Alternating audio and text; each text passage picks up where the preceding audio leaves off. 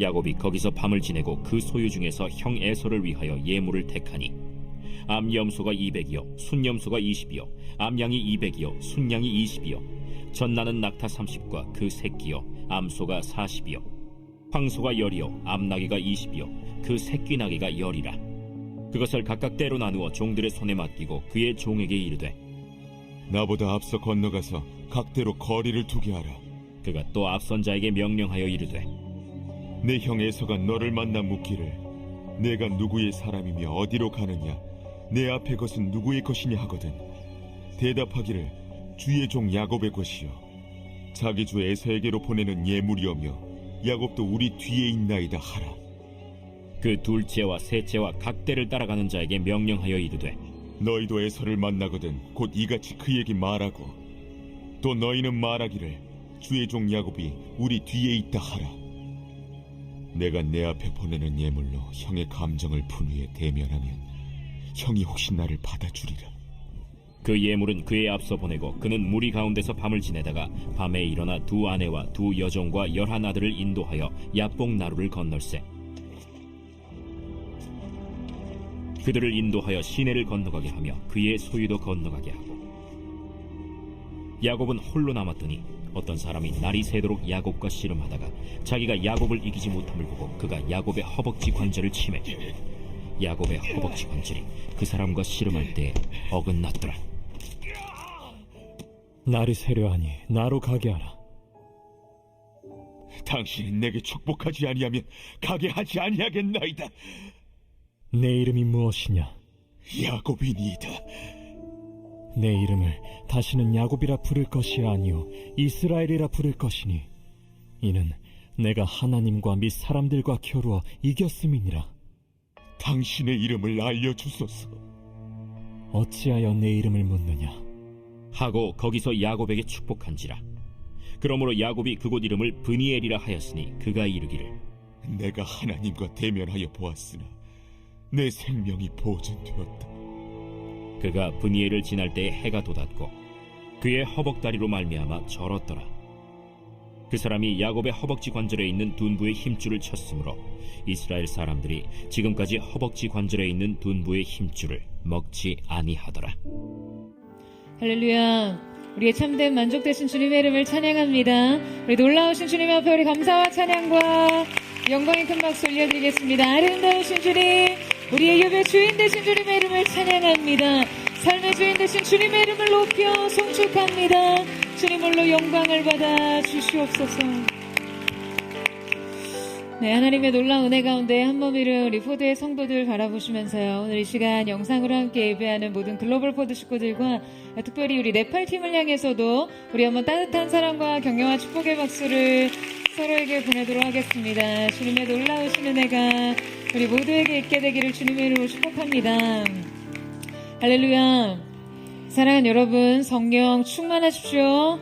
말씀 충만하십시오.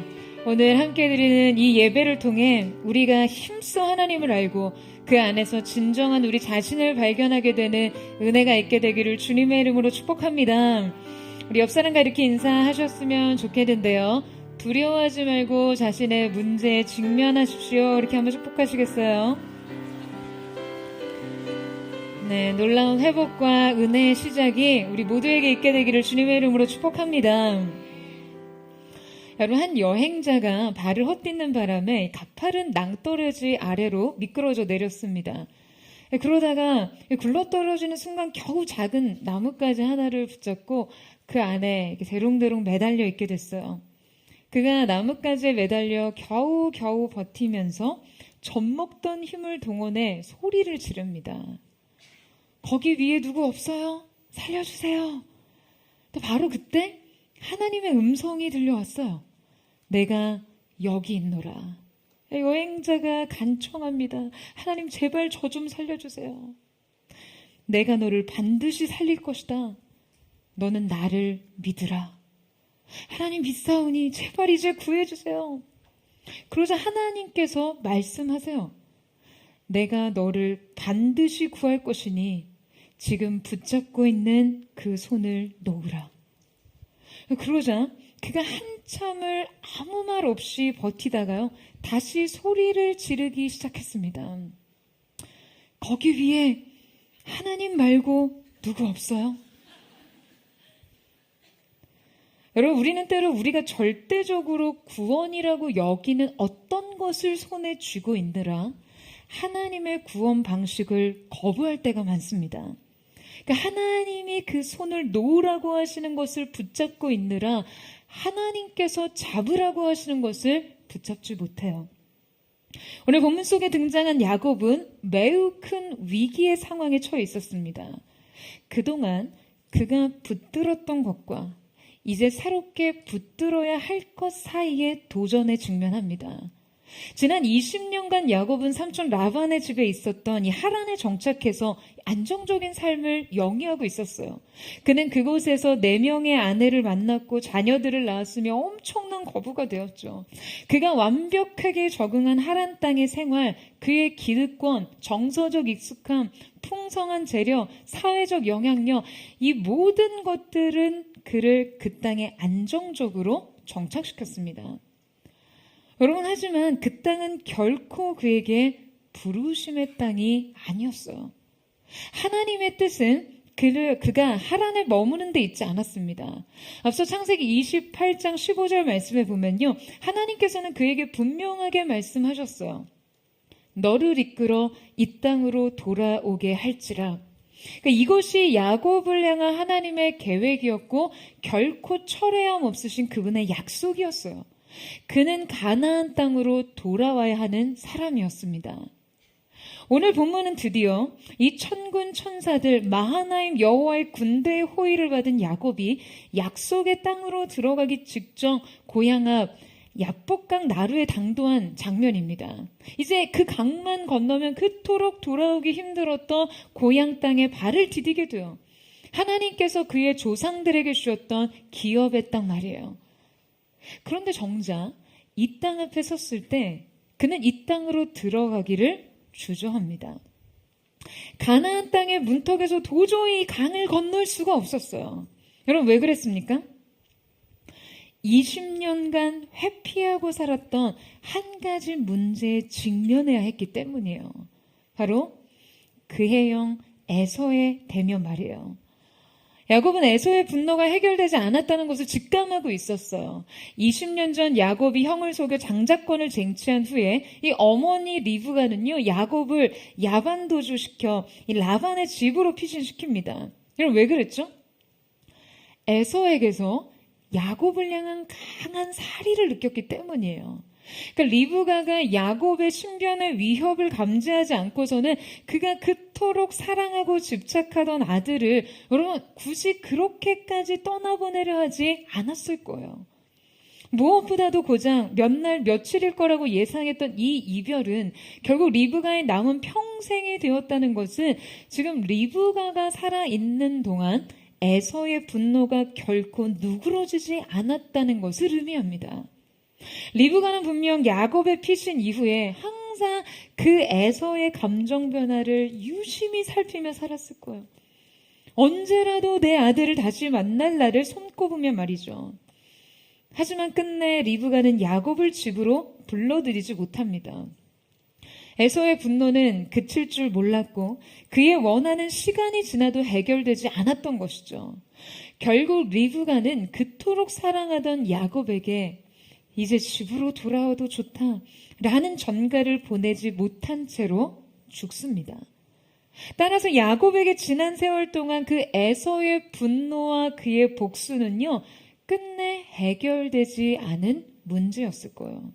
근데 설상가상 그는 지금 형 에서가 400명의 사람들을 데리고 야곱에게로 오고 있다는 전가를 받습니다. 여러분, 에서가 400명의 사람들을 데리고 오고 있다는 것은 이거 어떤 의미일까요? 그가 야곱을 위해 400명의 환영 인파를 거닐고 무슨 버선발로 마중이라도 나온다는 의미일까요? 여러분, 에서가 만약 어떤 호의적인 목적으로 야곱을 맞이하는 상황이라면요, 그렇게 많은 사람들을 대동할 필요가, 또 이 영접을 그토록 급하게 서두를 필요가 있었을까요? 에서의 분노는 아직 해결되지 않았다는 것이죠. 이 야곱에 대한 용서와 화해가 준비되지 않았다는 것을 단적으로 보여주는 것입니다. 그러니까 야곱은 이 소식을 듣고 두려워했어요. 그래서 이 상황을 해결하기 위해 먼저 야곱은 야곱답게 꾀를 냅니다. 여러분, 야곱은 굉장한 전략가거든요. 그러니까 자기의 재산과 종을 두 대로 나누고 아내와 자식들도 둘로 나누어서 각각 그룹을 지어서 앞으로 보냅니다. 그리고 그 두 그룹들 사이에 간격을 두고 그들에게 각각 에서에게 전할 말을 일러두죠. 그러니까 에서의 분노를 누그러뜨리면서 혹시 모를 에서의 공격에 대비해서 자신의 손실을 분배하려고 한 거예요. 그러니까 그가 할 수 있는 모든 전략을 다 동원했습니다.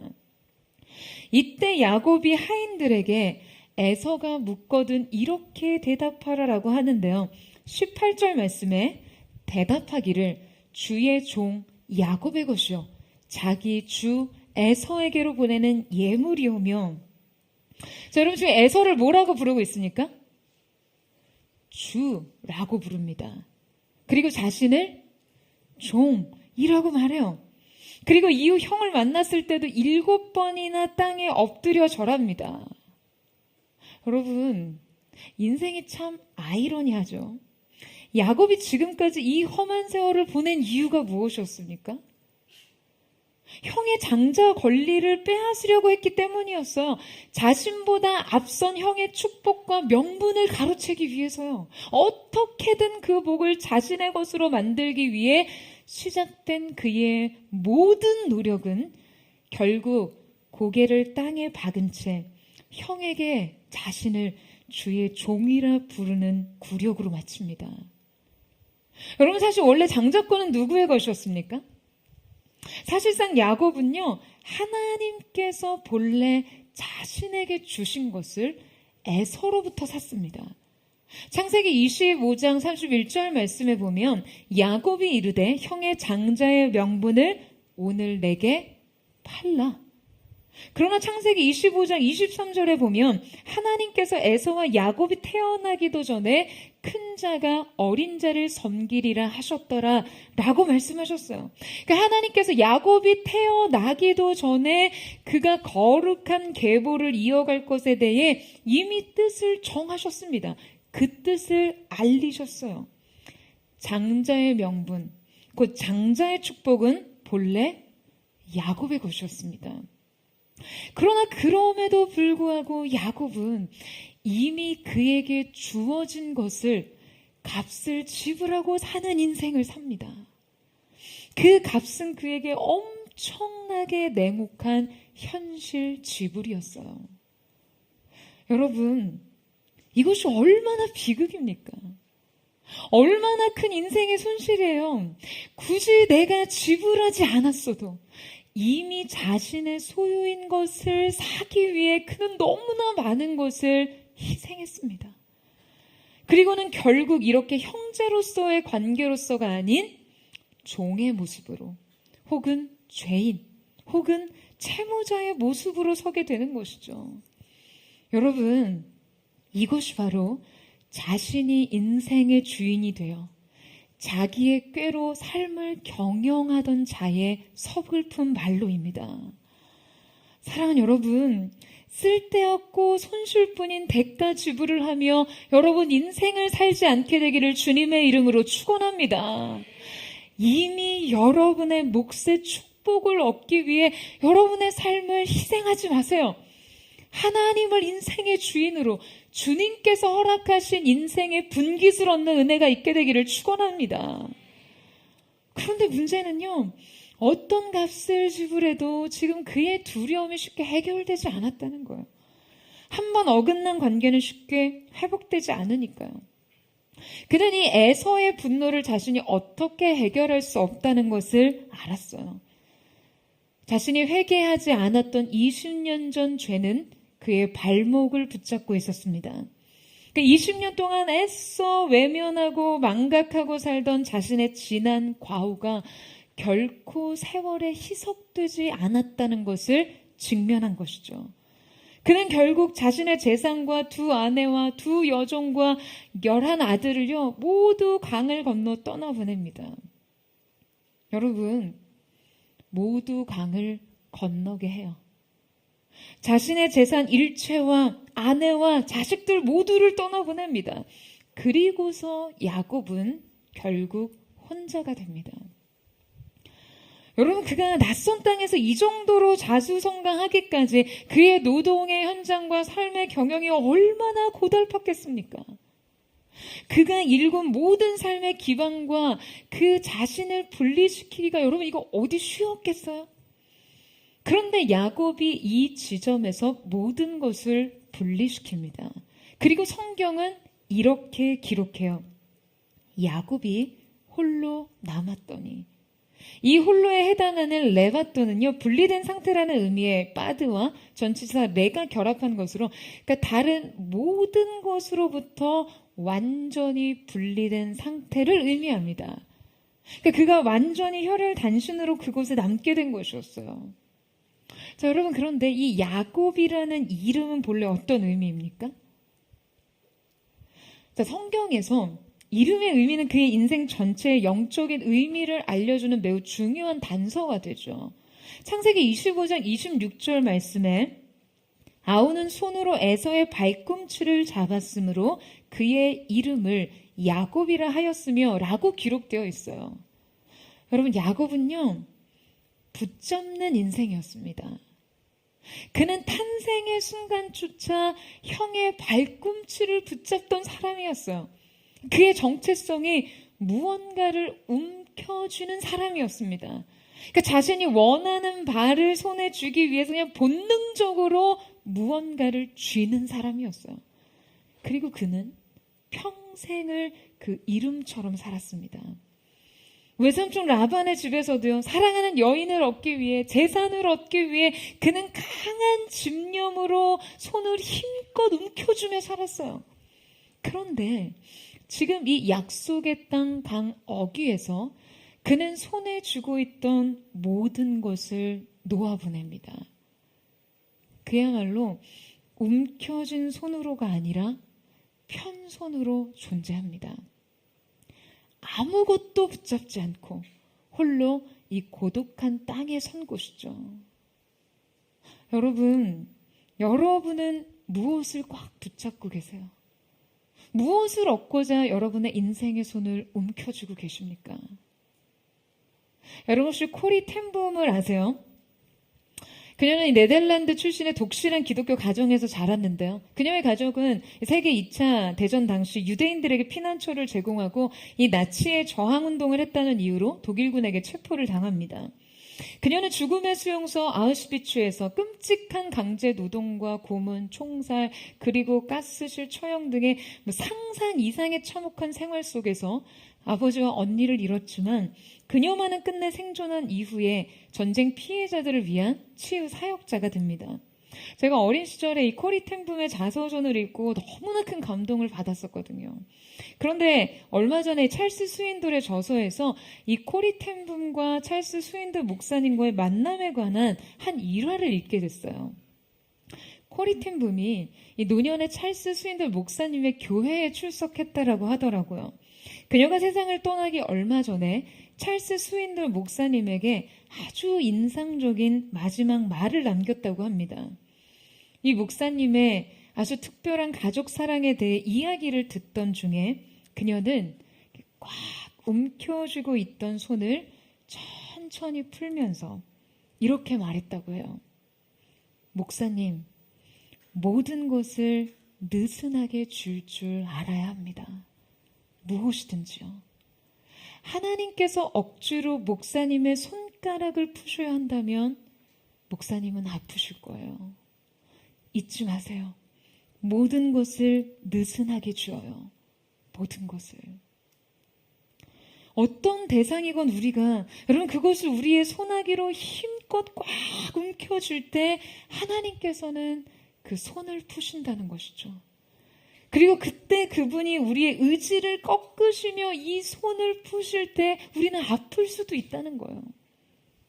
저는 그녀의 삶의 깊은 여운만큼 저에게 이 말이 참 깊이 와닿았습니다. 어느 것이든 우리의 지나친 의지와 어떤 과잉된 집착을 돌아보게 되더라고요. 여러분, 어쩌면 하나님께서는 야곱에게도 그걸 원하셨는지 모르죠. 평생 그가 붙잡고 있었던 것들을 하나하나 푸시는 동안 야곱은 좀 아팠을지도 몰라요. 하지만 이제 드디어 야곱은 그가 붙잡고 있었던 것을 놓아보냅니다. 아마 오랫동안 그는 그것들이 자신을 결정한다라고 생각했을 거예요. 여러분, 우리에게도 바로 이러한 것들이 있죠. 우리 자신을 결정한다고 생각하는 것들 말이에요. 우리의 명성, 평판, 자존심, 성과들, 우리의 재산 목록과 관계들 모두가 그러합니다. 그러나 여러분, 우리가 우리 자신을 진짜 발견하고 우리를 결정지을 수 있는 것은요, 하나님 앞에 홀로선 관계를 통해서예요. 여러분, 아멘이세요? 인생의 많은 목록들을 제하고 움켜진 손을 펴고 주님 앞에 아무것도 더하지 않고 서는 그 순간만이 우리는 참된 그 자신을 발견할 수 있습니다. 여러분, 야곱은요 바로 이때 자신의 존재를 마주하게 됩니다. 평생 무언가를 움켜쥐며 살았던 그가 그 모든 것을 다 내려놓는 순간 자신에게 새로운 정체성이 다가오고 있다라는 사실을 그는 아마도 깨닫지 못했을 거예요. 바로 이때 그의 인생의 분수령이 된 결정적인 사건이 찾아옵니다. 우리 함께 24절에서 26절 말씀을 같이 읽겠습니다. 시작. 야곱은 홀로 남았더니 어떤 사람이 날이 새도록 야곱과 씨름하다가 자기가 야곱을 이기지 못함을 보고 그가 야곱의 허벅지 관절을 치매 야곱의 허벅지 관절이 그 사람과 씨름할 때에 어긋났더라. 그가 이르되 날이 새려하니 나로 가게 하라. 야곱이 이르되 당신이 내게 축복하지 아니하면 가게 하지 아니하겠나이다. 여러분, 이 본문은요 유명한 야곱의 씨름 장면입니다. 근데 많은 사람들이 이 말씀을 야곱이 밤을 새워 끈질기게 기도했다라고 해석해요. 제가 읽은 주석의 소제목에도요 심지어 생사를 건 약복강의 철야기도라고 써 있었어요. 대부분 이 말씀에 대해 사람들은 이런 영적 가르침을 적용합니다. 야곱이 하나님께 그를 축복하시기까지 하나님을 붙잡고 늘어섰다. 하나님의 축복과 응답을 향한 그의 강렬한 열망과 끈기는 끝내 응답되었다. 우리에게 하나님 앞에 간절한 기도의 제목이 있다면 7.8기 정신으로, 아니 하나님의 그 바짓가랑이라도 붙잡고 늘어지는 심정으로 기도하면 하나님께서 응답하신다. 물론 여러분, 이러한 적용도 어느 일부는 맞습니다. 우리에게 이 강한 열망과 영적 끈기가 필요하다는 것과 야곱에게 바로 이러한 집요한 끈기가 있었던 근성의 사람이었다는 것은 맞습니다. 그리고 끝내 하나님께서 그에게 응답하신 건 역시 맞습니다. 하지만 이 적용은요 어딘지 모르게 석연찮은 구석이 있어요. 지금 이 사건의 본질적인 메시지와는 다소 엇나가는 방향인 것이죠. 우리에게 이 오해가 발생하는 중요한 단서는요 바로 그가 누군가와 한 씨름을 기도로 해석하기 때문입니다. 여러분, 정확히 야곱의 행위는 기도가 아니라 씨름 그 자체였습니다. 오늘 이 말씀을 주목하여 보면 이 씨름을 먼저 시작한 사람이 누구인지 분명하게 기록되어 있어요. 이것이 기도라면 야곱이 먼저 시작해야 맞습니다. 그런데 바로 이 씨름의 더 주체적인 사람은 야곱이 아니라 어떤 사람이었어요. 어떤 사람이 돌연 나타나 야곱과 씨름한 것이죠. 분명 기도가 아니라 씨름이었어요. 분명 환영이 아니라 실제였습니다. 자, 여러분, 그렇다면 대체 왜 하필이면 씨름을 합니까? 아니, 왜 자다가 봉창 두드리듯이 밤새 씨름을 하냐고요. 대체 지금 이 어떤 사람의 정체는 무엇이며 그가 야곱과 씨름을 하는 목적과 이유는 무엇이었을까요? 여러분, 이때 쓴 씨름하다라는 어근은 아바크라는 단어인데요. 바로 붙잡다 라는 뜻입니다. 평생 자기가 원하는 것을 자기 힘으로, 자기 꾀로 붙잡고 살던 야곱이 모든 것을 내려놓는 순간 야곱은 홀연히 나타난 사람과 여러분 뭘 하게 됐다고요? 붙잡게 됩니다. 여러분, 씨름은 상대를 붙잡아야 가능합니다. 서로 승부가 날 때까지 막 붙잡고 늘어져야 하는 것이에요. 그러니까 어떤 사람이 나타나 씨름을 걸어온 것은 이러한 의미와 같습니다. 자, 이제 나를 붙잡아라. 여러분, 저는 이 씨름이요, 야곱이라는 존재의 행위적 표현이라고 생각해요. 이 씨름은 그대로 야곱이 누구인지를 보여줍니다. 뿐만 아니라 야곱은 지금 무작정 시작된 이 씨를 그냥 밤새 지속해서 하고 있어요. 대체 지금 나를 붙잡고 결투를 벌이는 이 사람이 누구인지, 에서가 보낸 자객인지, 라반이 보낸 자객인지도 알지 못한 채 그는 그저 자신을 지키기 위해 방어적으로 그를 함께 붙잡고 싸우고 있어요. 그런데 놀랍게도 이 싸움은 밤새 계속됐어요. 밤새 누군지도 모르는 사람을 붙잡고 있는 여러분, 이 야곱을 한번 상상해 보세요. 밤이 어둡고 눈이 어두워서 알아보지 못하고 깨닫지 못했지만 여러분, 그에게 돌연 나타나 씨름을 했던 이 사람은 하나님이셨어요. 하나님과 지금 이 기쁨과 밤을 지새우며 힘을 겨루고 있는 것이죠. 여러분, 이것이 바로 야곱입니다. 이게 바로 야곱의 삶이에요. 이 장면은요, 이제까지의 야곱의 삶을 그대로 보여주는 것입니다.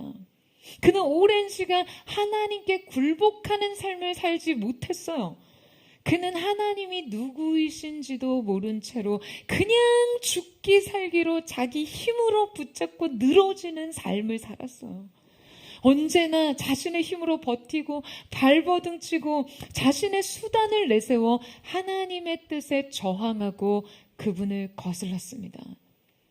그런데 성경은 이렇게 기록해요. 우리 25절에서 26절 같이 한번 읽어보도록 하겠습니다. 시작.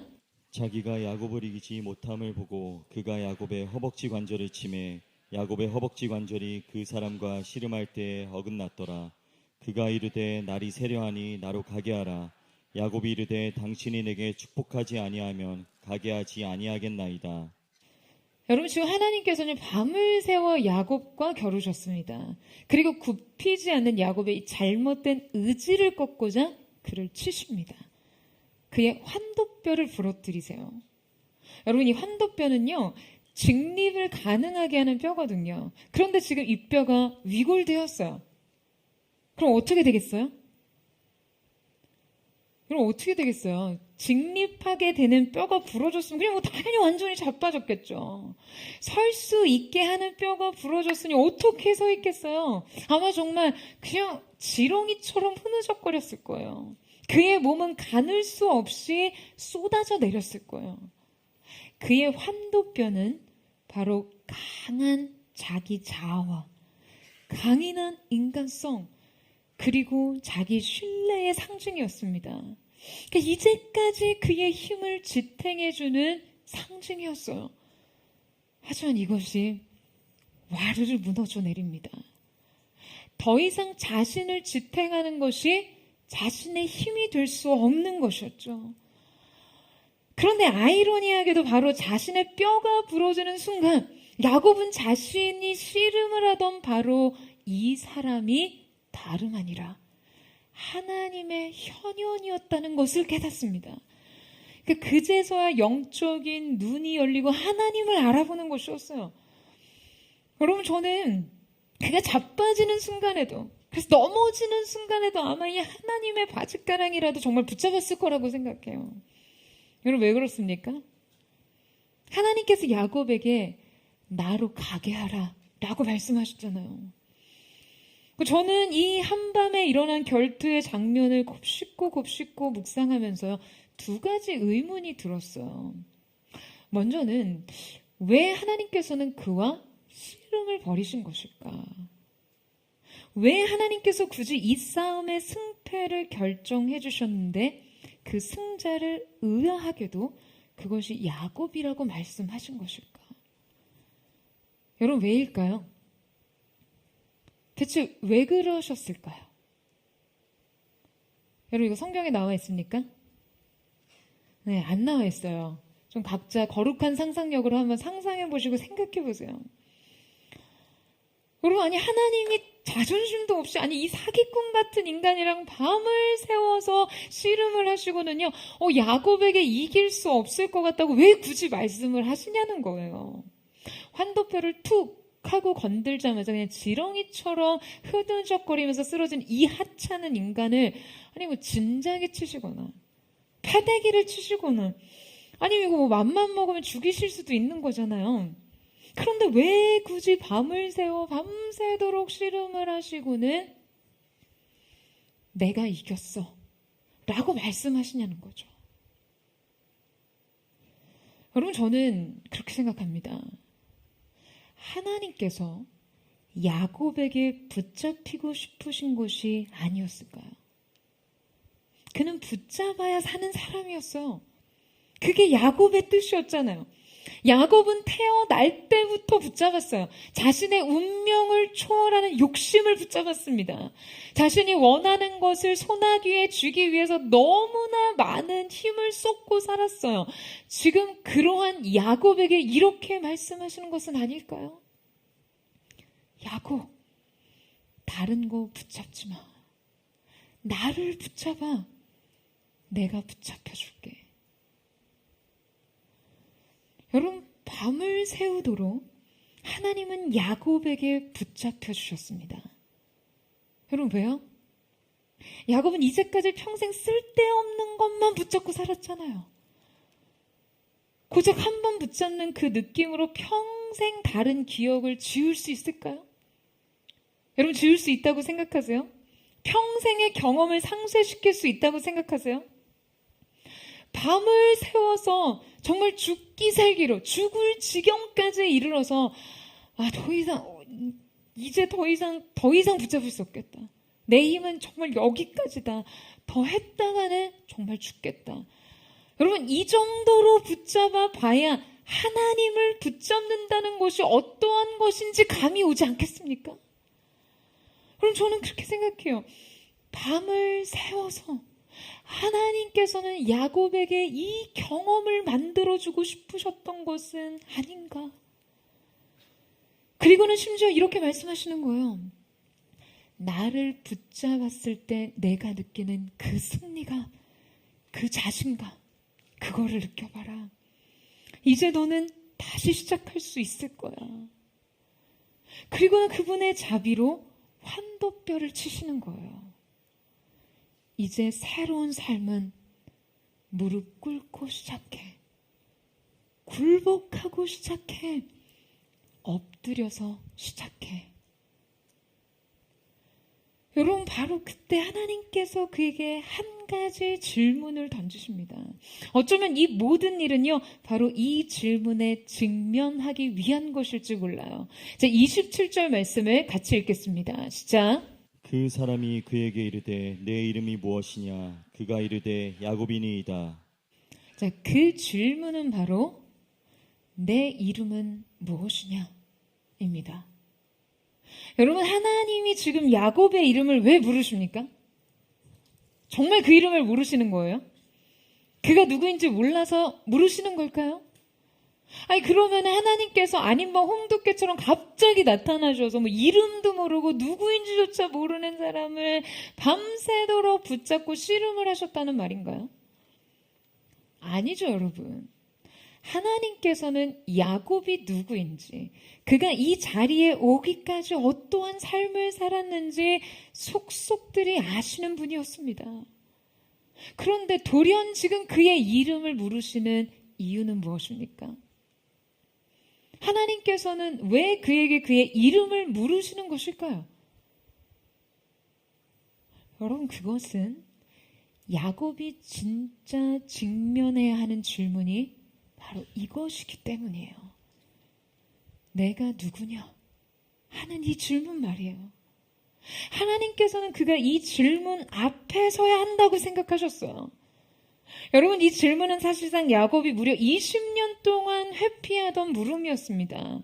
여러분, 야곱의 생애를 한번 거슬러 올라가 볼까요? 우리 27장 18절에서 19절 말씀을 같이 한번 읽도록 하겠습니다. 시작. 야곱이 아버지에게 나아가서 내 아버지여 하고 부르니 이르되 내가 여기 있노라. 내 아들아 내가 누구냐? 야곱이 아버지에게 대답하되 나는 아버지의 맏아들 에서로소이다. 장자의 축복을 얻기 위해 아버지 이삭 앞에 나타난 야곱에게 지금 이삭이 물었죠. 내가 누구냐? 그때 야곱은 대답합니다. 나는 에서로소이다. 여러분, 이때 야곱은요, 진정 야곱이 아니었습니다. 이때 야곱은 에서이고 싶은 야곱이었어요. 에서이고 싶어서, 에서이기 위해서 염소토를 온몸에 붙이고 나타나 에서처럼 위장한 야곱 말이죠. 그는 이 가면 아래 자신을 숨기고 있었습니다. 자신이 되고 싶고 되어야만 했던 이 가면 아래 자신을 위장하고 있었어요. 야곱은 에서라는 가면 아래 숨죽이고 있었습니다. 야곱은 에서의 그림자 아래 가려져 있었어요. 그는 하나님의 이 축복을 얻기 위해서 자신의 정체성을 포기했어요. 자신이 누구인지를 잊었습니다. 자기 정체성을 부인해야, 자기가 누구인지를 잊어야 자신이 그토록 얻고 싶은 축복을 얻을 수 있다고 생각했으니까요. 그의 정체성은 완전히 깨어져 있었어요. 부서져 있었어요. 그가 자기 자신으로 돌아가면 자기의 삶은 이 축복에서 거절된다고 생각했어요. 그가 자신을 찾으면 이 축복은 잃는다고 생각했어요. 그래서 그는 자신의 모습을 그냥 잊기로 선택합니다. 진정 자신이 누구인지에 대해 알지 않기로 했어요. 여러분, 놀랍게도 야곱은 이 일 이후 무려 20년 동안 계속해서 자기의 이름을 사용하지 않습니다. 창세기 29장 10절에서 12절 말씀을 같이 읽겠습니다. 시작. 야곱이 그의 외삼촌 라반의 딸 라헬과 그의 외삼촌의 양을 보고 나아가 우물아귀에서 돌을 옮기고 외삼촌 라반의 양떼에게 물을 먹이고 그가 라헬에게 입맞추고 소리내어 울며 그에게 자기가 그의 아버지의 생질이요 리브가의 아들됨을 말하였더니 라헬이 달려가서 그 아버지에게 알림해. 자, 여러분, 창세기 29장에는요, 야곱이 삼촌 라반의 집에 도착한 그 상황이 묘사되어 있는데요. 자, 이때 이 상황을 묘사한 1절에서 20절의 말씀을 읽으면 성경은 끊임없이 야곱의 이름을 언급합니다. 야곱이 길을 떠나 야곱이 그들에게 이르되 야곱이 그들과 말하는 동안 야곱이 그의 외삼촌 라반의 딸 라헬과 계속해서 성경은 야곱의 이름을 언급하는데요. 하지만 정작 자신이 첫눈에 사랑에 빠졌던 여인에게 자신이 누구인지를 소개하는 대목에서 야곱은 매우 의도적으로 그리고 고의적으로 자신의 이름을 언급하지 않습니다. 그저 어떻게 자신을 표현하고 있어요? 자기가 그의 아버지 곧 라반의 생질이요 리브가의 아들됨을 말하였더니, 여러분, 야곱은요 그토록 사랑한 여인 앞에서도 진짜 자신이 누구인지 자신의 이름을 명확하게 밝히지 않습니다. 성경은 계속해서 야곱, 그의 이름을 언급하고 있지만 정작 야곱은 자신의 이름을 말하지 않아요. 여러분, 신분 세탁이라는 말이 있죠. 어쩌면 야곱은 애초에 자신이 누구인지 모를 이 낯선 땅에서 진짜 자신이 누구인지를 알릴 필요도 없이 또 자기 자신조차 그 자신의 모습을 기억할 필요 없이 살 수 있었을 거예요. 이 20년의 세월 동안 야곱에게 있어 자신의 이름은, 아니 그 자신은 직면할 필요가 없는 존재가 되어버린 것이죠. 여러분, 아서 밀러의 희곡 어느 세일즈맨의 죽음이라는 이 작품에 윌리 로먼이라는 주인공이 등장합니다. 그가 바로 이 제목에 언급된 어느 세일즈맨인 거죠. 그는 매우 평범한 세일즈맨으로 대단한 성공을 거두지도 주목할 만한 무언가를 남기지도 못하는 삶을 삽니다. 그러니까 나이가 들면서 그의 실적은 초라해지고 사랑과 기대로 점철되었던 자식들과의 관계가 무너지자 그는 과거에 대한 강한 집착을 통해 현실을 도피하려고 합니다. 그러나 끝내 자신이 30년간 헌신했던 직장에서 해고를 당한 뒤에 이 지워진 존재, 무의미한 존재, 가치를 발견하지 못한 존재로서의 정체감은 그냥 그를 완전히 붕괴시켜버려요. 결국 그는 가족들에게 더 나은 미래를 줘야겠다는 생각으로 자동차 사고를 위장해서 자살을 하게 되죠. 그러니까 그의 생명보험금으로 가족의 빚을 탕감해 주었던 거예요. 이 윌리의 장례식장에서 그의 아내 린다가 말합니다. 드디어 빚을 다 갚았다고요. 하지만 빚은 없어졌지만 결국 그도 없어졌습니다. 그는 자신을 희생하고 빚을 갚았어요. 자신의 정체성을 그렇게라도 확인받고 싶었던 것이죠. 하지만 정작 자신은 아예 존재하지 않게 됩니다. 이 윌리의 부인은요, 그의 묘비에 이런 글을 남깁니다. 그는 자기가 누구인지를 몰랐다. 여러분, 너무나 허탈한 말이에요. 그는 자신을 찾으려고 했지만, 자신의 가치를 인정받고자 했지만, 사랑하는 가족들에게 자신의 가치와 의미를 남기고 싶어 했지만, 정작 자신이 누구인지를 몰랐고, 자신을 포기했고, 자신을 없앴습니다. 여러분, 어쩌면 이 모습이 오늘 이 말씀의 주인공 야곱의 모습이고요. 어쩌면 우리 자신의 모습일지도 모릅니다. 우리가 자기의 존재를 증명해내기 위해, 자신이 그토록 원하는 것을 얻기 위해 자기 자신이 누구인지를 잊는 것 말이에요. 내가 원하는 인정, 인기, 돈, 직업을 얻기 위해 우리는 우리 자신이 되기를 포기합니다. 내 정체성을 잊어요. 내가 그저 나다워야 한다는 것을, 나 자신으로 돌아가야 한다는 것을 잊습니다.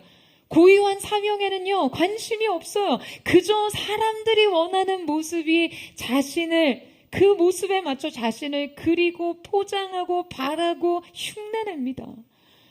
사람들에게 박수받는 누군가에게 자신을 이입해요. 이렇게 하면 돈이 많이 벌리고 저렇게 하면 인정이 따라온다고 생각이 들면 진짜 나 자신이 누구인지 정작 알려고 하지 않습니다. 그저 그렇게 되기를 원하죠. 광고에 등장하는 사람처럼, SNS에 과시된 삶처럼 무엇을 입고 무엇을 먹고 무엇을 가지면 된다는 그냥 그 맹목적인 집착으로 정작 내 이름을 지우고 삽니다. 어느새 성향과 역할과 취향까지 모방해요. 여러분, 야곱은 에서가 되기 위해 자신의 이름을 지웠죠. 그는 에서의 길을 선택한 순간부터 20년간 계속해서 이 에서의 그림자 아래에서 기숙합니다. 그는 아버지 이삭을 속였지만 그보다 먼저 자기 자신을 속였어요. 자신과 아버지를 속이고 나니 이제 자신으로는 영영 되돌아갈 수 없는 운명에 처합니다. 그가 야곱이기를 선택하면 자신이 누리고 싶어하는 축복을 누리지 못할 거라고 생각했어요. 그가 자신에게로 돌아가면 아버지에게서 거부될 거라고 생각해요. 여러분, 그런데 그런 야곱에게 지금 하나님께서 나타나셔서 건네시는 질문이 뭐라고요? 내 이름이 무엇이냐? 주님은 물으십니다. 너는 누구냐? 지금 하나님께서는 끈질기게 야곱을 이 물음 앞에 세우시는 거죠. 사랑하는 여러분, 이것이 참사랑이 아니고 무엇이겠습니까? 야곱을 있는 모습 그대로 아시고 인정하시고 사랑하시는 창조주 되신 하나님의 끈질긴 추적과 추격인 것이죠. 야곱의 진짜 존재에 대한 추적이요. 20년 동안 자기 스스로에게도 잊혀진 존재에 대한 추적 말이에요. 여러분, 하나님께서는 야곱이 자신의 모습을 찾기 원하셨어요. 그가 자신의 삶 위에서 우뚝 서기 위해서 그가 먼저 자기 자신으로 돌아와야 한다라고 생각했습니다. 에서가 아닌 야곱으로, 익명의 삶이 아닌 야곱의 부르심으로. 여러분, 주님의 사랑이 느끼시나요? 이 사랑이 여러분 느껴지시나요? 여러분, 이 물음은요, 이 추적은 오늘 이 자리에선 우리에게도 마찬가지로 향해 있습니다. 주님은 오늘 우리에게도 물으세요. 내 이름이 무엇이냐? 너는 누구냐? 흉내내지 마. 위장하지 마. 숨기지 마. 가리지 마. 잊지 마. 지우려 하지 마. 너는 너 자신으로 돌아가야 돼. 내가 누구인지를 알아야 돼. 여러분, 이것이 바로 오늘 우리를 향한 하나님의 간절한 메시지인지 모릅니다. 여러분, 그런데요, 바로 주님의 이 끈질긴 물음에 야곱이 대답합니다. 여러분, 이번에는 어떻게 답합니까? 그가 이르되 야곱이니이다. 여러분, 야곱이 비로소 이 대답을 할 수 있었던 이유는 내 이름이 무엇이냐라고 묻는 주님의 그 질문 속에서 자신이 그 누구이든 있는 모습 그대로 자신을 사랑하시는 주님을 보았기 때문이에요. 그 사랑의 용납을 느꼈기 때문에 가능했던 것입니다. 여러분, 20년 만에 그가 참된 자신으로 돌아가는 순간이었어요. 그는 있는 모습 그대로 자신, 그 있는 모습 그대로의 자신, 붙잡는 자, 속이는 자, 사기꾼 같은 자신에게로 돌아갑니다. 가면을 벗고요. 진정한 자신으로 산 것이죠. 바로 이때 비로소 야곱의 새로운 삶이 시작됩니다. 자, 우리 함께 28절에서 31절 말씀을 같이 읽도록 하겠습니다. 시작. 그가 이르되 내 이름을 다시는 야곱이라 부를 것이 아니요 이스라엘이라 부를 것이니 이는 내가 하나님과 및 사람들과 겨루어 이겼음이니라. 야곱이 청하여 이르되 당신의 이름을 알려주소서. 그 사람이 이르되 어찌하여 내 이름을 묻느냐 하고 거기서 야곱에게 축복한지라. 그러므로 야곱이 그곳 이름을 브니엘이라 하였으니 그가 이르기를 내가 하나님과 대면하여 보았으나 내 생명이 보존되었다 함이더라. 그가 브니엘을 지날 때 해가 돋았고 그의 허벅다리로 말미암아 절었더라. 여러분, 하나님께서는 이제 그에게 새 이름을 부여하십니다. 아시다시피 성경에서 새 이름은요, 새로운 정체성, 새로운 사명을 의미합니다. 그는 이제 야곱, 속이는 자가 아니라 이스라엘이 되었어요. 움켜쥐고 잡는 자가 아니라 만민의 대표자가 된 것이죠. 바로 구약 선민을 가리키는 대표자가 된 것이에요. 여러분, 그리고 30절에 뭐라고 기록되어 있습니까? 야곱은 그곳의 이름을 브니엘이라고 합니다. 이 브니엘이란 하나님의 얼굴이라는 뜻이에요. 그는 그곳에서 잊혀진 자기 자신을 보았고 하나님의 얼굴을 보았습니다. 여러분, 어쩌면 이 둘은요, 언제나 같이 가는 것이죠. 하나님 그분이 누구이신지를 발견할 때 비로소 우리는 우리 자신을 알게 됩니다. 자신의 존재를 발견하게 돼요. 그리고 이 브니엘의 새아침, 그가 이곳을 지날 때에 해가 돋습니다. 이 아침 해가 새로운 인생의 시작을 상징하는 것이에요. 그는 비록 환도별의 위골로 말미암아 절뚝였어요. 사랑하는 여러분, 새로운 인생은 무릎으로 기어서 나갑니다.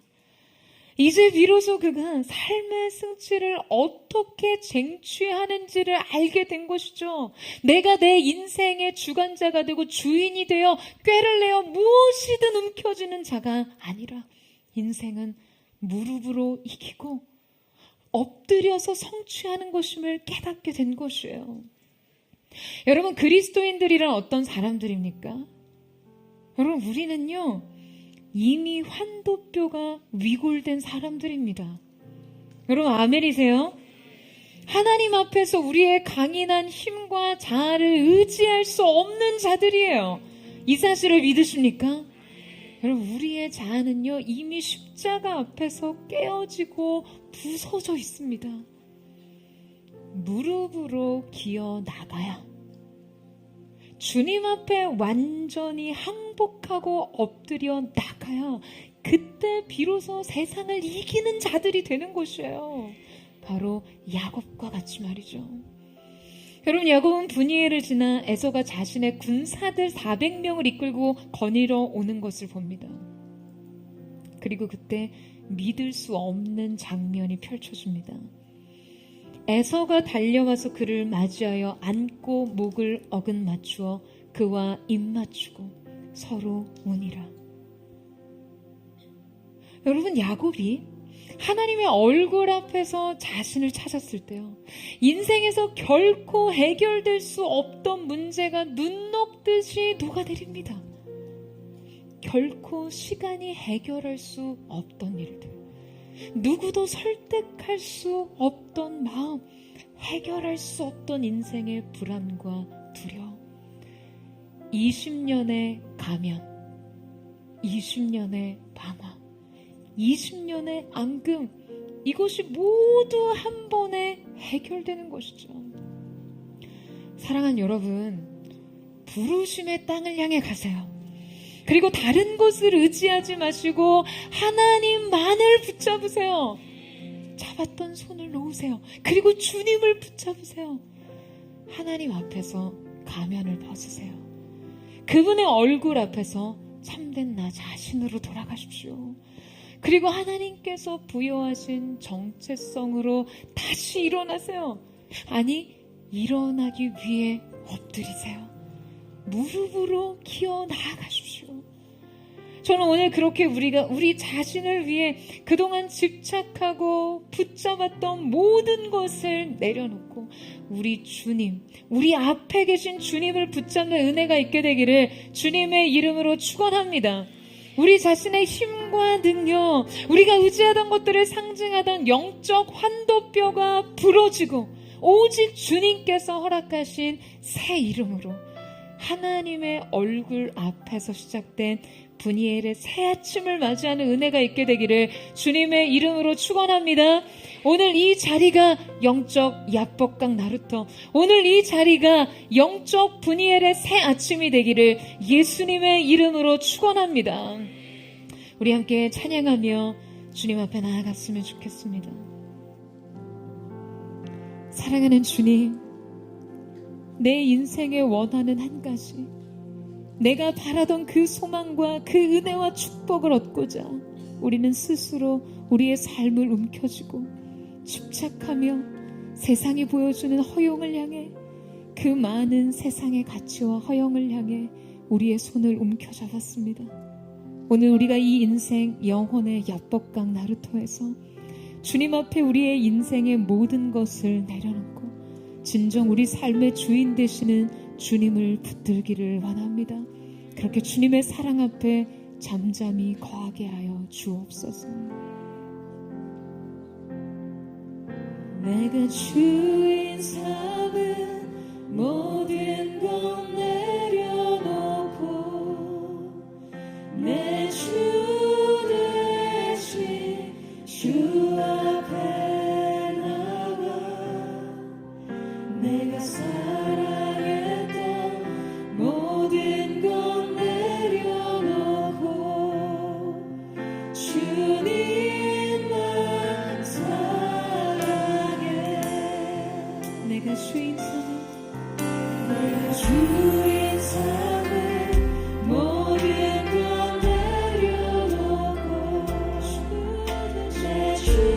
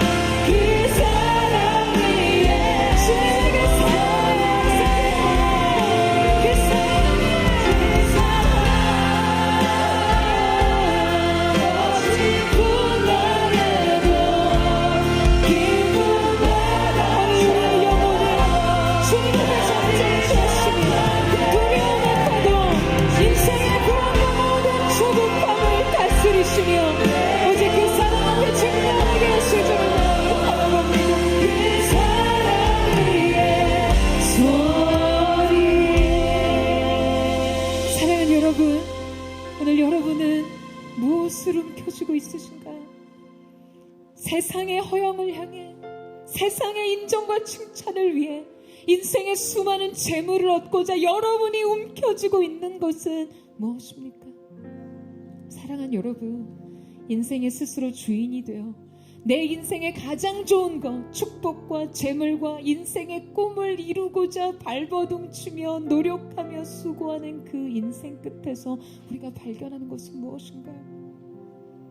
에서는 나의 주이시오, 나는 당신의 종이오니. 여러분, 우리의 인생이 이 비극적인 삶의 자리, 이 비굴하고 비겁한 삶의 현장에서 비로소 인생의 주인은 하나님이 되어셔야 함을 고백하고 있지는 않습니까? 사랑하는 주님, 이미 주님께서 우리 가운데 허락하신 인생의 기업, 약속하신 은혜와 축복의 분깃을 하나님의 주권 안에서 얻는 자들이 될 수 있도록 역사하여 주시옵소서. 여러분, 로마서 9장에서 말하고 있어요. 에서와 야곱이 선악간에 그 무엇을 행하기도 전에 택하심으로 말미암아 부르신 자의 은혜로 말미암아. 사랑하는 여러분, 은혜로 인생을 사는 자들 되시기를 주님의 이름으로 축복합니다. 오늘 여러분 인생에 써 움켜쥐고 붙잡은 것을 주님 앞에 내려놓으세요. 주님이 여러분의 의지에 손을 펴실 때 아프지 않도록 이 시간 그 모든 것을 주님 앞에 내려놓고 하나님을 붙드는 은혜가 있게 되기를 주님의 이름으로 축원합니다. 그 손을 놓고 주님을 붙드세요. 우리가 구원이라고 여기는 것을 붙잡기 위해 하나님의 구원의 방식을 거부할 때가 너무나 많습니다. 사랑하는 주님, 오늘 이 시간 우리가 세상을 향해 붙들었던 것을 내려놓고 주님이 붙잡게 하시는 것을 쥐게 하여 주시옵소서. 하나님을 붙들게 하여 주시옵소서. 우리 전신으로 주의 한번만 짚고 우리 예수의 감성으로 기도합니다. 주여, 사랑하는 주님, 우리가 오직 하나님의 작정하신 뜻 곁에 서기를 원합니다. 우리가 무언가를 이루기 위해 스스로 다른 법칙하고 스스로 노력하며 스스로의 재산을 함께 써나가는 인생 속으로 주께서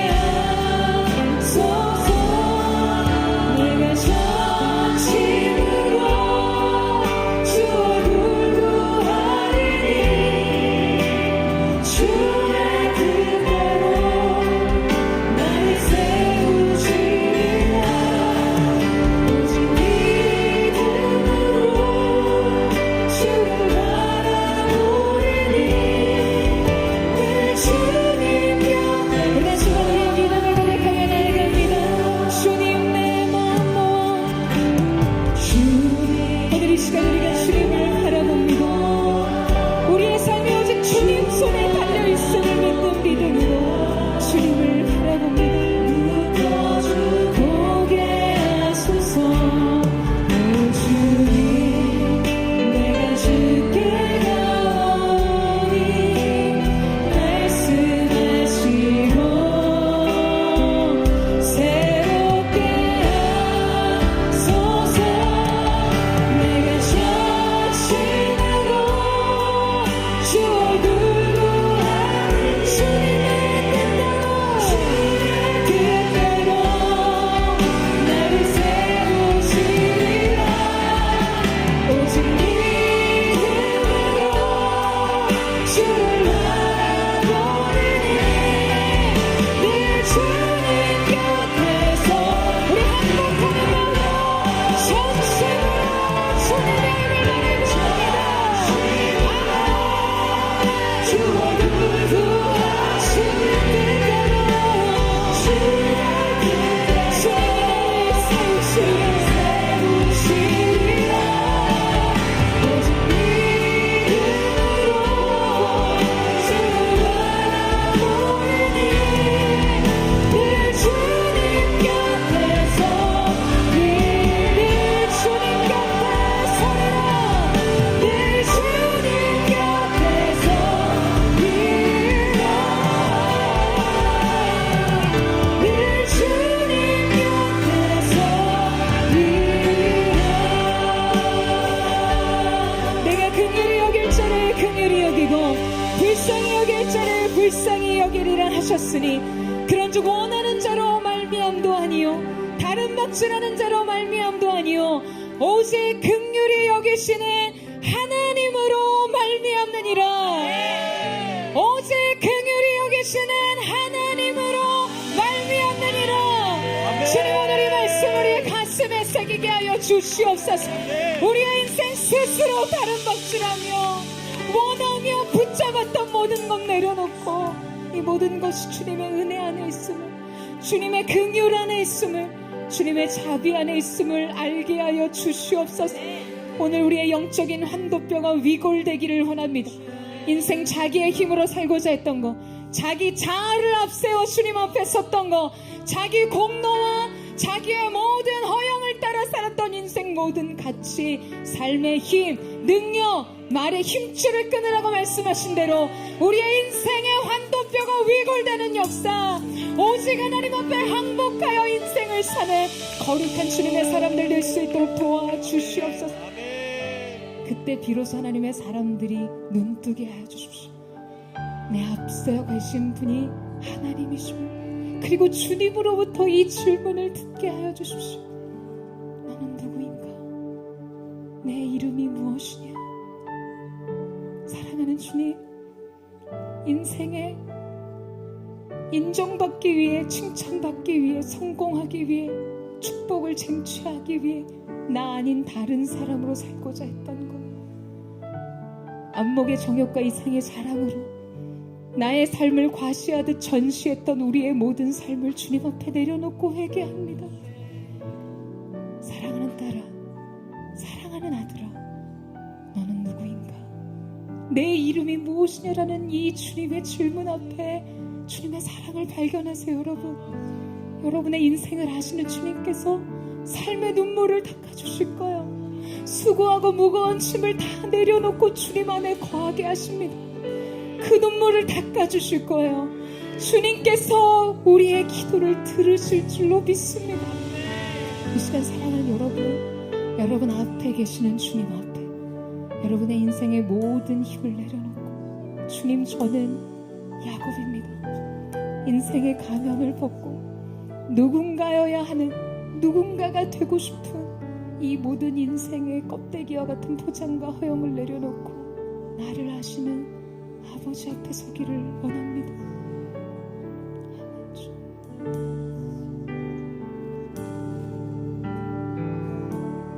나를 지으신 주님,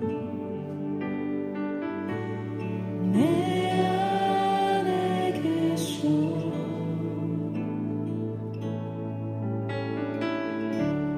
처음부터 내 삶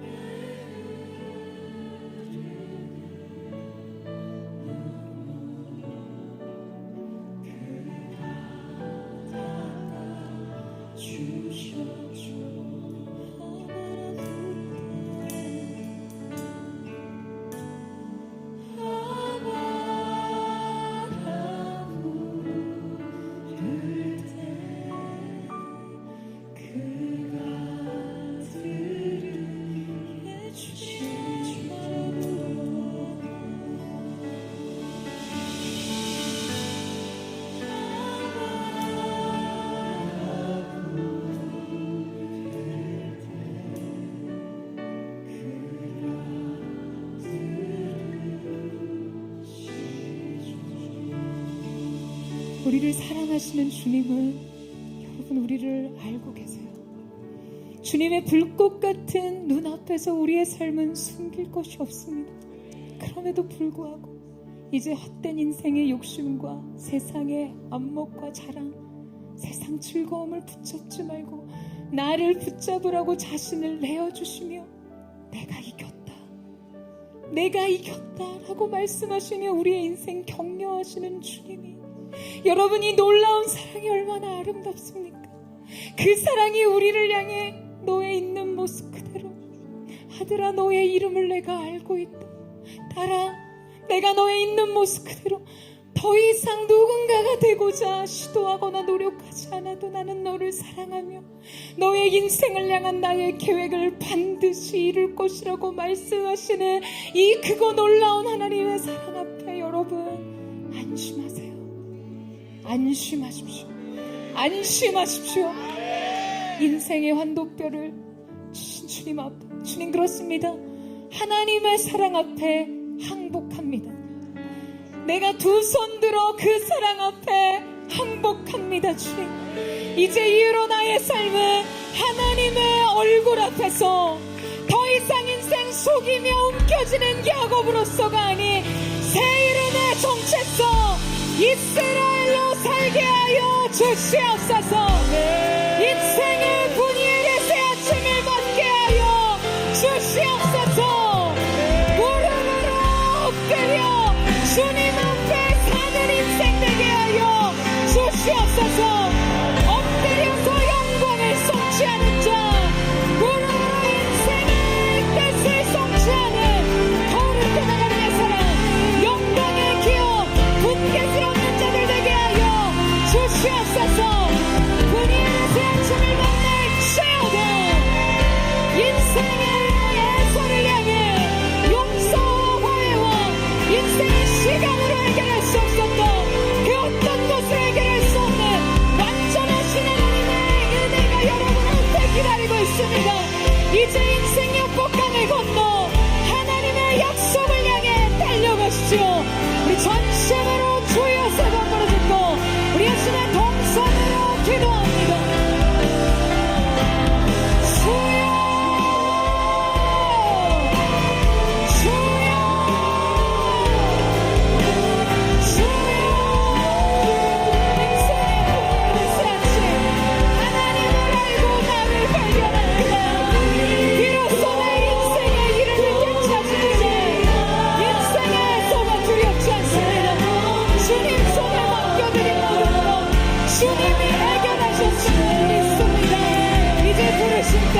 약속의 땅 영광의 기업을 얻게 해 달려가는 사람 있게 하여 주시옵소서.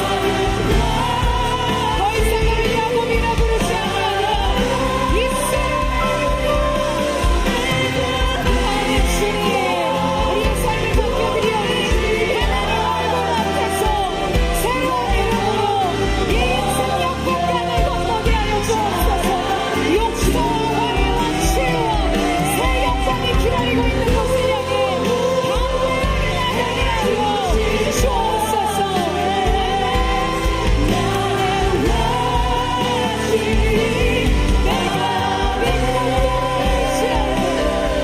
내가 믿고 돌리지 않네. 내 몸을 넘겨 자라는 주님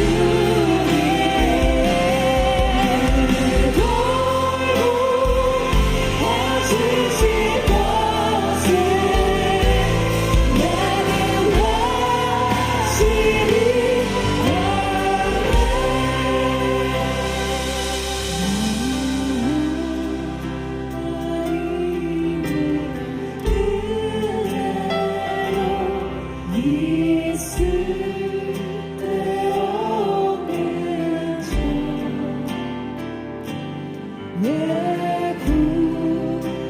구속하여 주는 주 나갈 수 없던 왜 내게 굳세 믿음과 왜 내게 굳세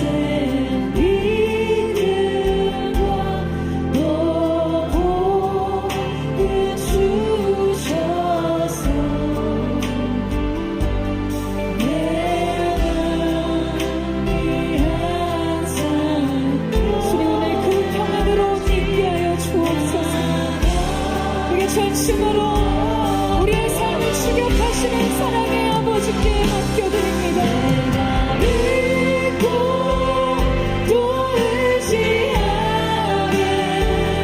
내 모든 형편 잘하는 주님